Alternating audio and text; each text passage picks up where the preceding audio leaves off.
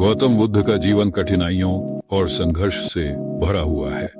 उनके जीवन की यात्रा हमें काफी कुछ सिखा कर जाती है। कठिन परिश्रम, दृढ़ संकल्प और सहानुभूति के माध्यम से हम अपने जीवन में किसी भी लक्ष्य को प्राप्त कर सकते हैं। उनकी शिक्षाएं हमें आशा प्रदान करती हैं और हमें यह विश्वास दिलाती हैं कि हम सुख और शांति प्राप्त कर सकते हैं।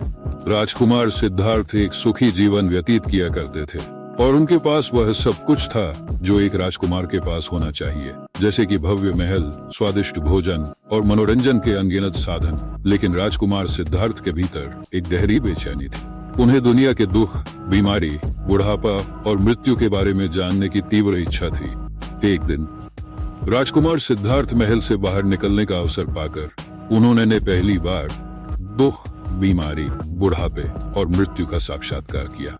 यह उनके लिए एक गहरा सदमा था। उन्होंने महसूस किया कि इन दुखों से कोई भी छूटा नहीं है, चाहे वह राजा हो या प्रजा। इस अनुभव उन्हें दुखी कर दिया और उन्होंने राजपाट त्यागने और इन दुखों का कारण जानने का प्रण लिया। उन्होंने वैभवपूर्ण जीवन छोड़ दिया और एक साधारण साधु का जीवन अपना लिया। राजकुमार सिद्धार्थ ने कई वर्षों तक उन्होंने विभिन्न शिक्षकों से ज्ञान प्राप्त किया और कठोर तपस्या की।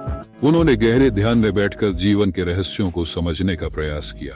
उन्होंने महसूस किया कि इन दुखों से कोई भी छूटा नहीं है, चाहे वह राजा हो या प्रजा। इस अनुभव उन्हें दुखी कर दिया और उन्होंने महसूस किया कि इन दुखों से कोई भी छूटा नहीं है, चाहे वह राजा हो या प्रजा। इस अनुभव उन्हें दुखी कर दिया